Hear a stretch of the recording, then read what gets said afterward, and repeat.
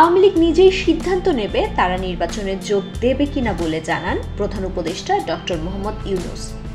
আল জাজিরার বৈশ্বিক নেতাদের সাক্ষাৎকারমূলক অনুষ্ঠান টক টু আল জাজিরায় একথা বলেন তিনি। প্রধান উপদেষ্টা আওয়ামী লীগের নির্বাচনে অংশ নেওয়ার বিষয়টি নির্বাচন কমিশনের উপর ছেড়ে দিচ্ছেন কিনা সে প্রশ্নও করা হয়।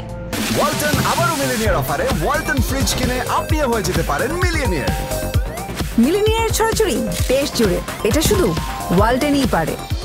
জবাবে ডক্টর ইউনূস বলেন, সেটা নয়, অন্যান্য দল আছে যারা বলতে পারে যে এই আইনের অধীন তারা নির্বাচনে অংশগ্রহণ করতে পারবে না।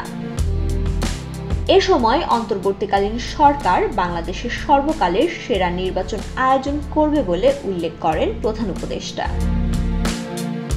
প্রধান উপদেষ্টার কাছে আরও জানতে চাওয়া হয়, নির্বাচনের ফলাফলের প্রতি সম্মান দেখানো হচ্ছে কিনা তা কিভাবে নিশ্চিত করা হবে এবং আন্তর্জাতিক পর্যবেক্ষকদের প্রবেশের অনুমতি দেওয়া হবে কিনা। উত্তরে প্রধান উপদেষ্টা বলেন, সবাই থাকবে।